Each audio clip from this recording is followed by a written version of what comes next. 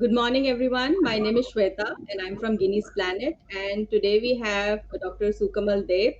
Welcome to another conversation on Research for Everyone. This is the series in which we simplify research and research findings for you. And we are very glad that we have Dr. Sukamal Deb. He is Deputy CEO of Khadi and Village Industries Commission, and he spent over 30 years in the northeastern region working for the socio-economic development and many other concern. Welcome, Dr. Sukamal. Glad to have you here. Good morning. Thank you. Yeah. So, because today's conversation is specifically about your PhD, so please tell us about it. What was that about? Uh, I joined in the services of Arunachal Pradesh in a department which works for the promotion of indigenous crafts, arts, and their culture, tradition, and all these things. And while working, I developed a kind of keenness in my heart to go inside the lifestyle of these tribal communities, to understand them from the very kind of research and scientific point of view, and that developed a spirit of doing this. So finally, I took up a PhD research, and my thesis was uh, the relevance of khadi and village industries in socio-economic development of the tribal people in Arunachal Pradesh, Northeast region, India. So that was my topic, madam. Thank you. So, when you were doing this research, can you tell us more about what were the key things you wanted to find out, and how did you find those things out? Uh, First of all, I found that till then, I mean, when I started the research, no one could really undertake an intensive research to study the enormous scope of development of traditional arts and crafts, textiles of this hilly terrain state of Arunachal Pradesh in Northeast region, India. So to start with, I want to understand this tribal state and these people. And in specific, I started the research with following objectives. First, to assess the present scenario of the handicrafts, traditional handicrafts, or informal word khadi and village industries. Then I wanted to evaluate the relevance of these activities in their socio-economic development. Then I took up to understand the problem they are facing in its for its growth and development. And my last objective was to seek the probable solution and future prospects of this sector for the people of Arunachal Pradesh in the age of globalization, of course. Right. So those were very important objectives. What did you do to find out information related to these objectives? Various scientific data, the research tools I applied the OLS method of regression. I applied the test with the help of the SPSS software and all these things. And I am extremely fortunate that I worked under very high scholar, Professor M. Aslam, who retired as the Vice Chancellor of the Indira Gandhi National Open University. The time I started the research, he was the director of in IGNO. I was in another external guide whose name is Mr. Professor Praveen Jha, who is a very senior professor from the Jawaharlal Nehru University. And in the later course of time, another professor, Professor R.P. Singh, he was also from the rural development because Professor Aslam got elevated to the position of the Vice Chancellor of the university. And I was given another local guide from the state of Arunachal. He was Mr. R.K. Mandal. So you see, it was really a rich knowledge I could gather because of the contribution made by these four scholarly people in my life. Right. I take the opportunity to pay my homage and regards to them. Okay, so that must have been great working with so many people who had the knowledge and the expertise. But tell us about your field work. How many places did you visit? How many people did you meet? What was that like? Yeah, that is the most interesting part of my research. You know, the Arunachal Pradesh is a geographical vast region. It is having more than 3,000 square kilometer of area, and it is a house of 3,863 villages, and all these villages are not connected. If you want to reach from one district to other district, you need to go by other state. Inter districts road was not developed at that point of time, and at that time there were 17 districts, 17 odd districts. Today it has now become 25 districts. So covering 17 districts, because you cannot give up any of the districts, because each and every districts having different tribal tribes and communities, and they have their own philosophy, own handicrafts, own textiles, and you need to understand all these things. You have to do a research on such a basic fundamental lifestyle of the tribal communities. So there were thousands of challenges, but with the grace of God the challenge was accepted. I had to move around, walking, footwork.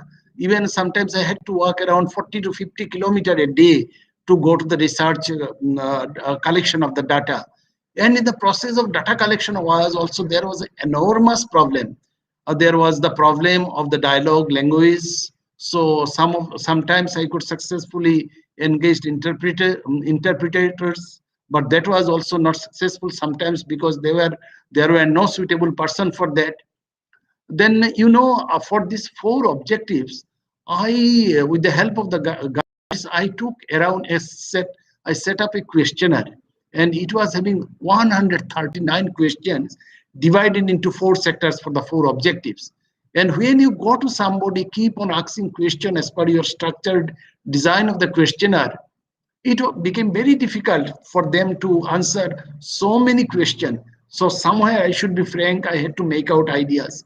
Another problem I is that although it is a quantity based research, but the tribal artisans, the people, those who are working, having their micro enterprises or the cottage enterprises, they do not have proper data on how much raw materials they consume, what is the amount of product they made, what are the various item they produced in a spell of certain financial year. So these were the things were my challenge. Another challenge was that Arunachal Pradesh, I took the help of enormous number of books, but the number of books were not too high on this particular. Great. So what I understand Yes, from you, madam. that so your fieldwork was in Arunachal Pradesh, and you were covering many micro enterprises, and you traveled a lot in the interiors to meet people and to cover the information related to these micro enterprises. And I found that the where these activities have been taken in a little bit intensive manner, more units has come up, more people has taken up this livelihood or this profession. The social development of that particular district is higher than the districts where these activities has not taken place. So that is one of the very amazing findings in my research study.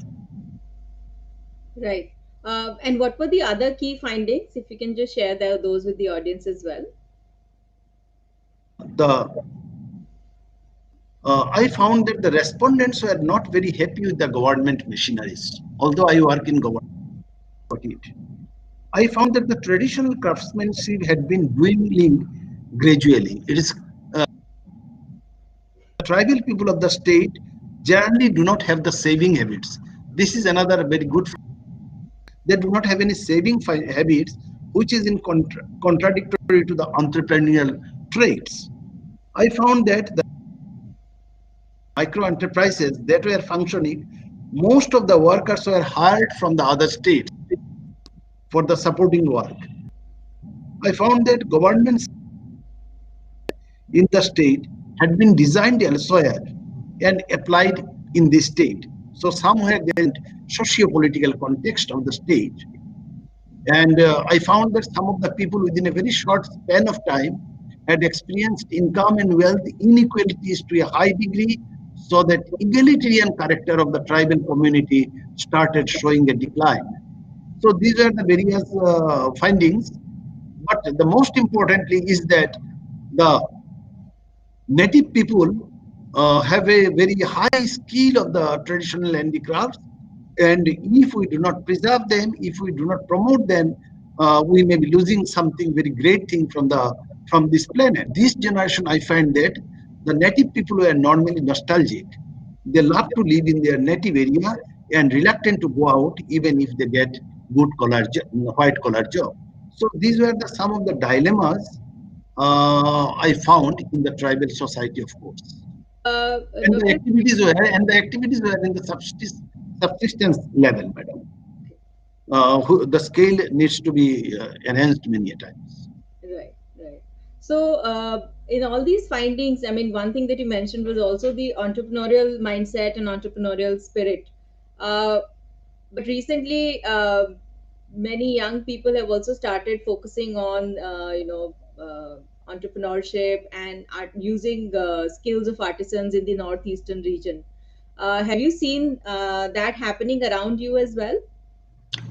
Madam, what I find in my 3 decades of very intimate relation with this sector is that Northeast is a reservoir of the skilled people.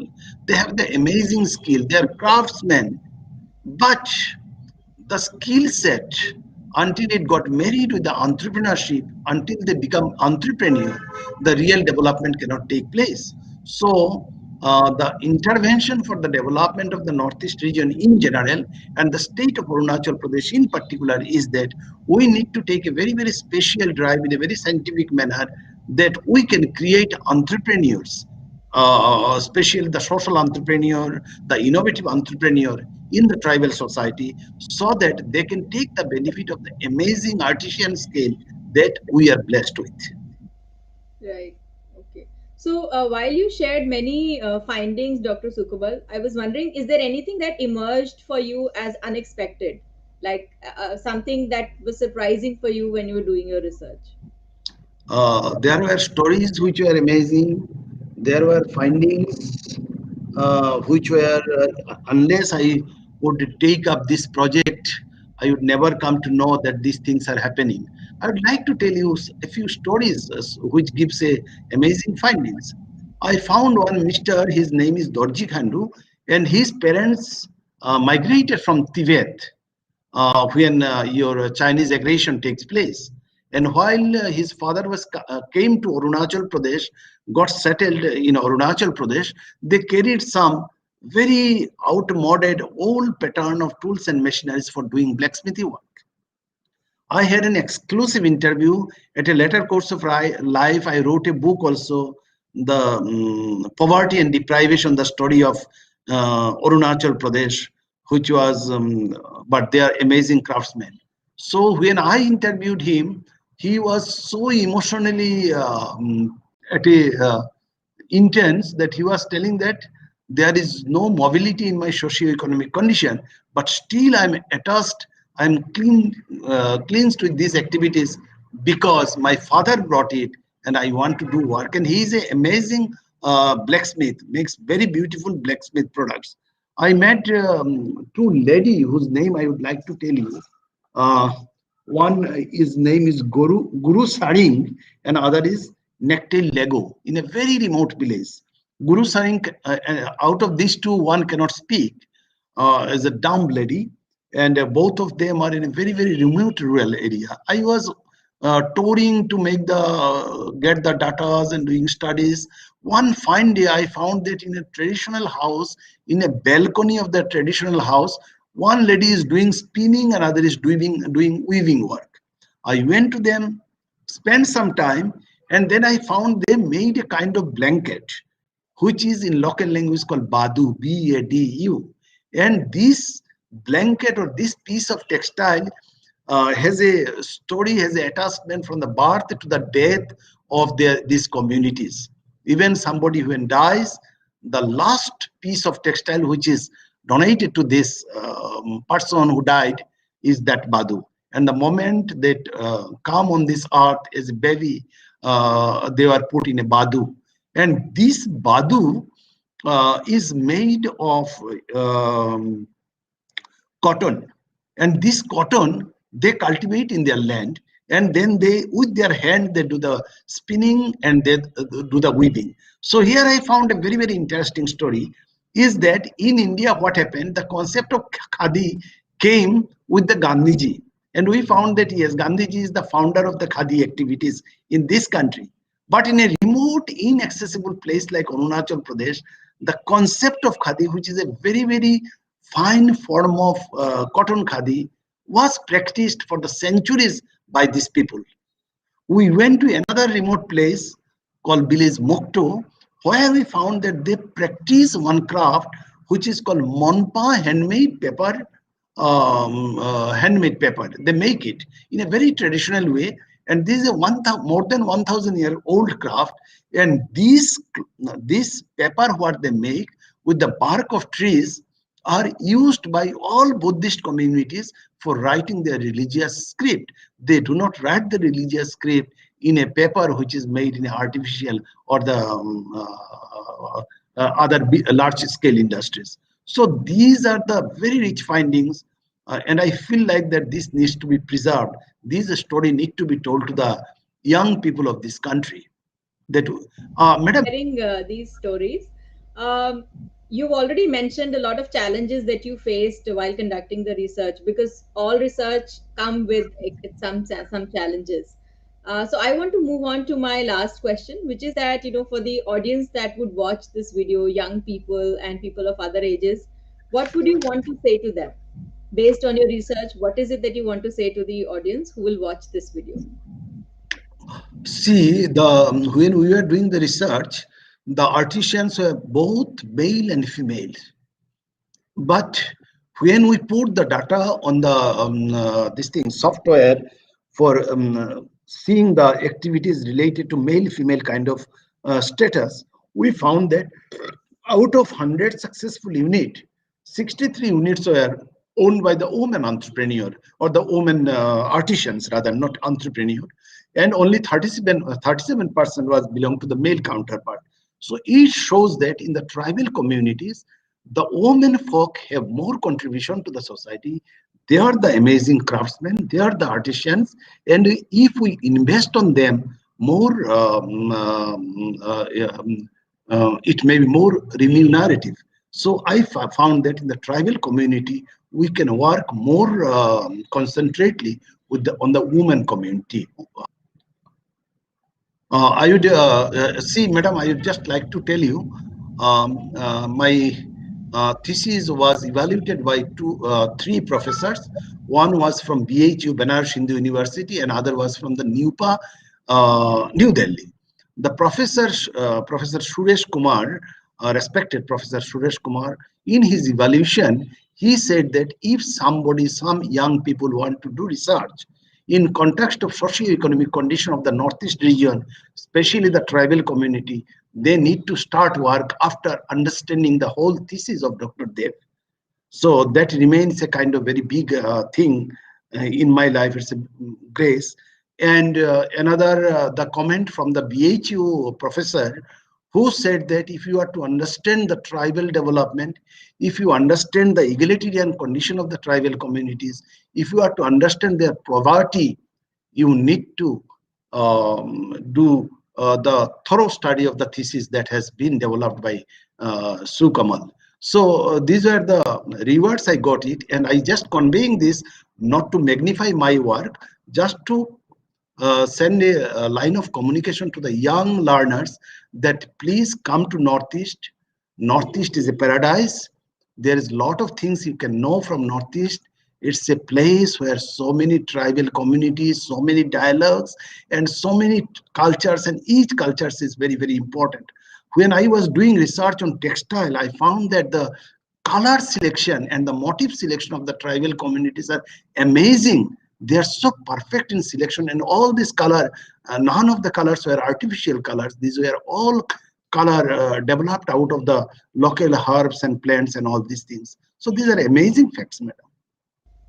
Right. Thank you. So, I know you shared a lot, and I cannot summarize that completely, but I think one of the key takeaways for our audience should be that there is a lot that you don't know about when it comes to handicrafts, and also the fact that while khadi may be seen in a particular historical domain in the mainland, in the northeastern region, uh, khadi concept, even if the word was not there, has been there for centuries. Yes, yes, correct, exactly, exactly. It was not in the name of khadi, but it was khadi indeed. Right, Yes. right. So thank you for spending time with us and sharing your findings. And thank you for everybody who would be watching this video. We will come again with another conversation in Research for Everyone series. Thank you very much for joining us. Thank you, madam. Thank you very much.